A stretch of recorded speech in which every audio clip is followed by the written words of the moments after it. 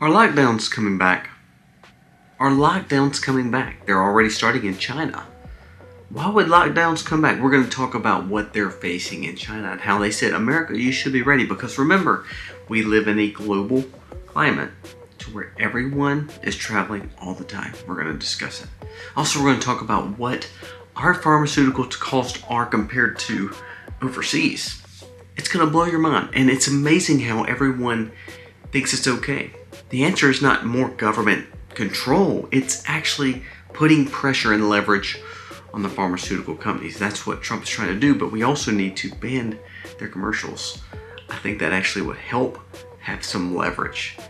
Hey, you run our commercials, you lower the drug prices for Americans. We'll discuss that. Also, the second biggest religion in America, and I've said this before and a lot of people doubted me, is Islam. The invasion is real. You better be ready. The next state they're targeting is Florida. They've been buying up churches and buying up properties to replace and put their religion in. We better be careful. This is truly the biggest risk, I think, that we will see in America, is the threat of our safety when it comes to Muslims and Islam. I'm serious. I think this is a big deal. And then lastly, we're going to talk about the banks. Bank of America even deplatformed President Trump. This just came out, and he hadn't been talking about it, but he did bring it up on this last few days about how he was debanked, and he couldn't even bank as the president or former president, even when he was trying to give $1 billion to him. Now, right now, everything seems okay, but what happens when a Democrat gets back in office? He's pushing to criminalize banks when they push against conservatism or against certain facets of what they lean towards, crypto or gold or whatever it may be. The problem is this: if we don't arrest people for doing bad things, it's kind of like politicians or all these people that the Republicans are bringing up. If we never fix the problem, we just talk about it, then it will never be fixed. And so therefore, when someone else gets back in, debanking may come. Banks, they will control it all. Pay attention to this, and that's why I think the push for Medicare for all, banking with government intervention, government over everything, these are not the answers. But that's why you stay away from these big national companies and these big branches. We're going to talk about all this today and a few more stories. Let's dive in.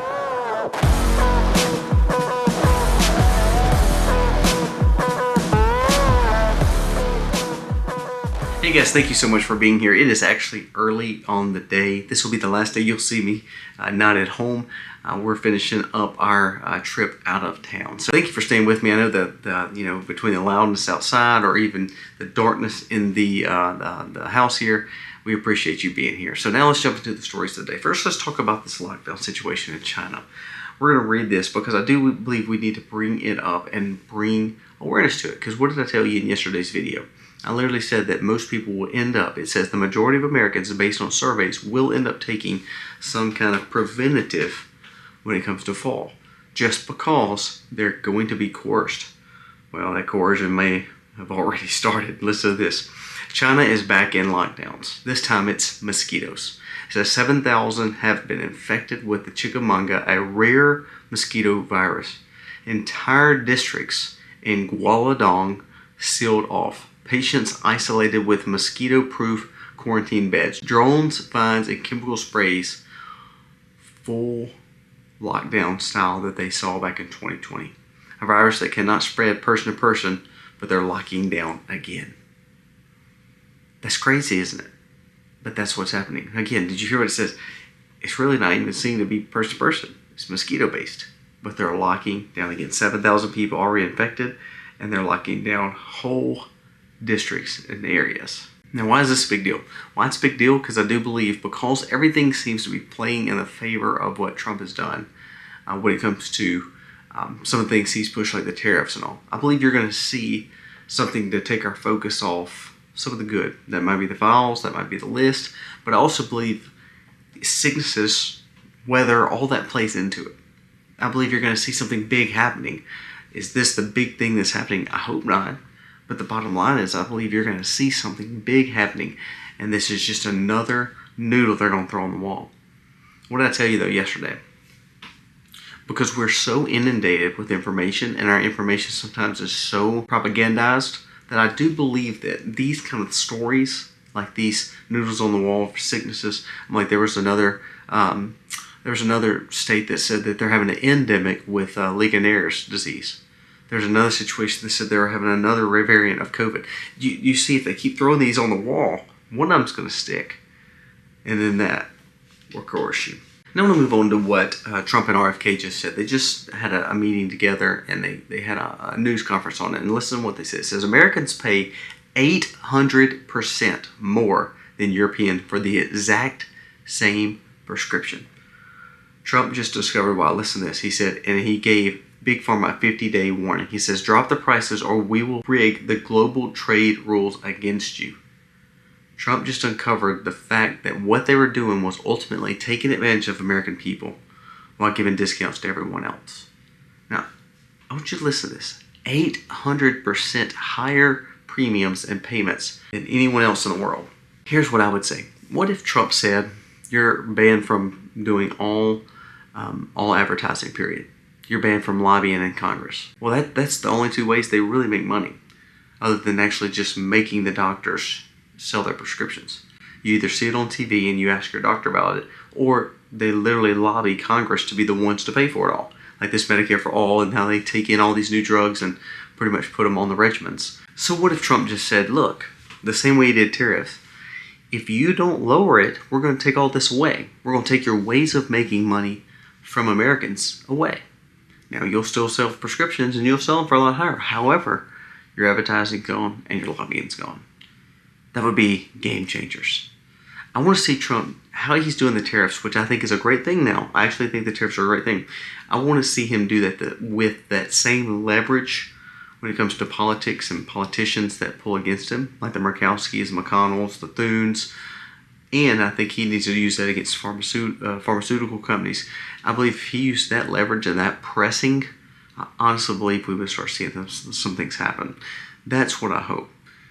But we're paying 800% more. Now that leads me kind of to the Medicare for All. There was a Nebraska senator literally booed for saying that we can't afford that. And people were going crazy. The numbers now think that Medicare for All should be, 70% of Americans think that Medicare for All should happen. We don't have the money for it. Now there's a study that came out and said, no, it'd actually be cheaper. No, it would not. We would be in debt up to our eyeballs even more than we already are. I mean, our delinquency and the fact that America can't even afford the debt that it has. You think taking on another few $1 trillion a year is going to make that better? No, here's the problem. Trump needs to use that same leverage that we were talking about the pharmaceuticals, use it with insurance companies too. The amount percentage that they're charging. I can go pay cash at that clinic and get a $150, $200 appointment. If they bill it to my insurance, it's $1,100, $1,200. That's wrong. That's unethical. That should be illegal. That is the stuff that Trump should be going for. The same way he did tariffs, he should hit pharmaceuticals and the medical industry. That would help. If we lowered prescription, lowered healthcare, and actually dealt with it on the capitalistic side versus the government for all thing, we actually would heal the nation. There's a study done. I want you to listen to this. The same people that are saying, look, Medicare for All, they were also saying tax the rich. I did a study and actually put this into several AI platforms, but also looked online just for the numbers. If we took all the wealth from all the biggest, richest people in America, and that's just America, because we're dealing with America. If we took all their money, from the Elon Musk all the way down to the multimillionaires, the decamillionaires, the centimillionaires, and the billionaires, we would only run our country for less than just a few months. Now, there's one study that shows it, well, we could probably use it for about 5 years. That's if we sustained at levels of never spending another dollar and never actually going over budget. Well, that we've not done that ever. We've not balanced a budget since the days of Newt Gingrich and Bill Clinton. So ultimately, that would be a farce. It said 7 months to 12 months would probably be it. So taxing the rich, what are you going to do? If you took all their money that they had in pure wealth, it would get us through, what, a year?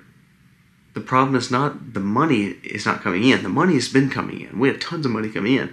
We just don't know how to not spend it. So all these people are pushing for Medicare for all, for fixing Social Security. Both of those programs are broke. And yes, we need to fix them. But the answer is not getting more government involvement. That hasn't helped us thus far. Why do we want more of it? No, we need to use that same leverage to put pressure on these other companies and start fixing it that way. Now, before we go any further, a word from today's sponsor. And this has actually become one of my favorite things to wear. Check this out. Lately on our videos, we've been talking about preparedness and understanding survival, understanding what if grid goes down? What if we have no internet? What if EMP happens? Well, today's sponsor is one thing that is linked just to that. One of the prepper items that I personally like having is Vehr watches. Now, Vehr watches is a watch company that provides wonderful watches from any day use to running to jogging to looking nice in a suit. But today we're actually going to be talking about prepping and the value of their new tactical watch. This is the solar-powered version of our top-selling C5 tactile field watch. Solar provides the best of both worlds, perpetual timekeeping with incredible accuracy. 6 hours of sunlight will provide 6 months of power reserve. And the watch can run off any light source, even down to candlelight. The C5 Tactical Watch is a military-inspired watch that stands out amongst all other watches. And guess what? Here's the best benefit. It's fully assembled here in the United States. One thing I realized, I was actually out of town, and we were in a national forest, and like this watch here, this simple smartwatch, would not work. The signal couldn't reach, the satellite couldn't feed. The data was not a good source, and so therefore it kept cutting off. I couldn't use it, it wouldn't work. And there I went back to the Vehr watch. It never stopped telling time. The point of prepping and having things is to make sure the things that you have do work at all times. The most accurate watch, Vehr watches.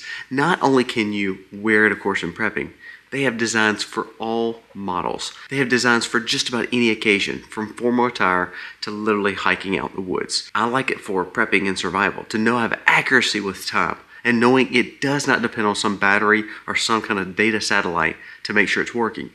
It works with threadbare accuracy.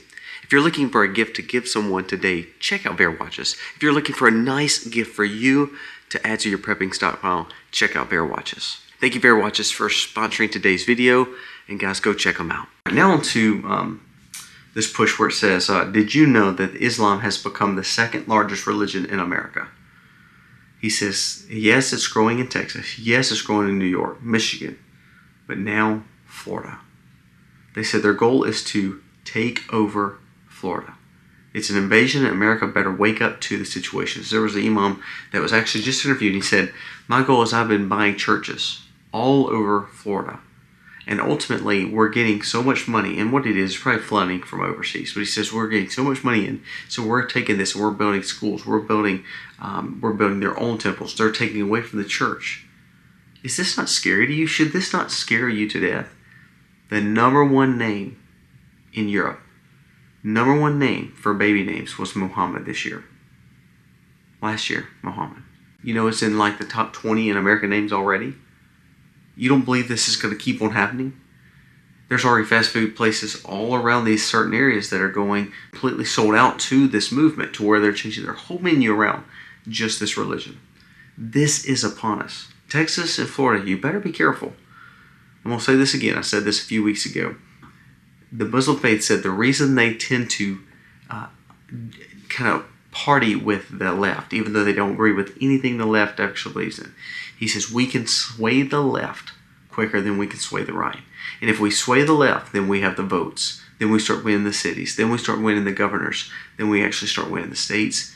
Then our push is to take over America. That should be one of the biggest concerns to me, especially in Republican states, but even more than that, just in America in general. I mean, your fist of C, Memdani, who literally is a open Muslim, who has pushed for socialist things, who's pushed against Jews, who's pushed against police, who's pushed against any conservative, is now fisting to win New York City. That is just the start. New York City is just the start. Wait till you see the next 10 or 15 years if we do not wake up.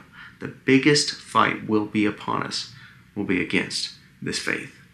Because this is way bigger than just left versus right. This is way bigger than just the West versus the East. This is way bigger because it's a spiritual battle. They look at this spiritually, and we've got to look at it spiritually. It's good versus evil. The last main story I want to talk about is Bank of America, what just happened. It just came out. And listen to this. This is from Eric Doherty. It says, it has been revealed that J.P. Morgan and Bank of America debanked President Trump under the pressure from the Biden administration over J6 per New York Post. It says tens of millions of dollars in holding removed from J.P. Morgan and denied entry into Bank of America. This comes as Trump reportedly planned an executive order going after the banks and their conduct. If they can hold your money and they can take your money, and then all of a sudden they can ban your money, again, where's your safe holding in your money? They have too much power. That is ridiculous. They have a chance to say this. I mean, the man is the president of the United States, and he got debanked during that time. That shows how they do not care of who it is. They have an initiative to push. That's what I'm saying about this. If we don't bring arrest to this situation, if we don't bring arrest from the Russiagate stuff, if we don't bring arrest in this banking situation, if we don't bring arrest from the FBI side, if we don't bring all these people are just subpoenaed for the House Congress, for the House Committee, the Judicial Committee. I'm so sick of these subpoenas. Because guess what they're going to do? They're going to grandstand Jim Jordan, James Comer, Nancy Mace, and whomever else they want as the grandstanders. They will go in there and they'll grandstand and try to embarrass, all these intelligence agencies and all these AGs and all these people. And guess what? Still zero arrest. Why don't we just let them quit going before Congress and actually start arresting people? So the same thing with Trump. If Trump does not put pressure on these same banks that just debanked him when he was president the first time, and he doesn't arrest them and set policy, what is the executive order going to do, people? Do y'all realize when he goes out of office, the executive order goes away because the next president could just take it out of law? So if Congress is not willing to help him, and we're not arresting these people through his DOJ, what it actually means is nothing gets done. Nothing changes. Think about it. So I go back and challenge you this. Do not have money in these big national banks. Look for local banks. Look for regional credit unions. Look local. When you think they don't have the power because they can't, they're not over in the next state or not over who cares? What you're realizing is the president of the United States, he tried to put $1 billion, it said in one of them, move $1 billion, and they would not take his money because of the pressure of Congress and the pressure of the Biden administration. Executive order is not going to fix that. Congress has to, or arrest has to. If we're not arresting these people, Trump's been in office 7 months so far now. Zero accountability when it comes to arrest. I love what RFK's doing. I love what Tulsi's doing. I love what Trump's doing. I love all this stuff they're bringing out. But zero arrest. You don't change it. You don't arrest people. Things will never change. And it will not get better. Because guess what? A new president comes in. They erase all that. We're back to just where we were. A fallen nation. Now we're ending this video. But I want to give you one more word of advice. Talking about banking. Talking about money. Talking about the dangers of where we're at. A new article from Zero Hedge says, shocking record explosions of student loan delinquencies marks the next start of the big debt crisis. Not only are we seeing mortgage balances grew by $131 billion in the first quarter of 2025, balances of home equity lines rose $9 billion, meaning people are borrowing more money. Credit card balances rose $27 billion during the second quarter, now over $1.21 trillion. Auto loan balances are up $13 billion, and they're in delinquency. Other balances, which include retail cars and other consumer finances, are up $540 billion. Student loan balances edged up $7 billion, now at $1.6 trillion. Non-housing has increased $45 billion, meaning rents have increased. People can't afford where they're living. Credit quality has went down, so people can't borrow money less because their credit scores have went down, so it's costing them even more. This is setting up for a broken system. Beef just hit another record high yesterday. What we're seeing is the fall of our economy. Not because of Trump. This is actually because the last 30, 40, 50 years, student loan delinquency is really going to be the monster bubble because you can't get out of that. It's not bankruptable in the interest rates. There was a gentleman that shared an account. He was on YouTube. He said, I borrowed $40,000. I've paid $116,000 and I still have a balance. He said, all because I paid a low minimum and then I let it slide, didn't pay this, interest built up, and now he said I'm triple paying it. And for what? Probably a degree he's not even using, or probably wasn't even worth it. Pay attention to the debt problem. Not just the America's debt, your debt. Pay attention, because I believe that we're going to wake up one day and there shall be a monster market crash. It's going to be against the dollar. Don't think it's not planned. I do believe it's planned. But that also could be the black swan that we've all been looking for. May not be the lockdowns from China. Maybe the financial crisis. Pay attention to those stories, guys. Thank you so much for watching. Check out the sponsor of today's video. Also, thank you for being with me. I humbly thank you. I know, again, the quality of the video has been kind of crazy. We'll be back on farm tomorrow. We appreciate you, and we're humbled by you coming back each and every day. Please consider subscribing to our channels and give us a thumbs up. Thank you, guys. God bless.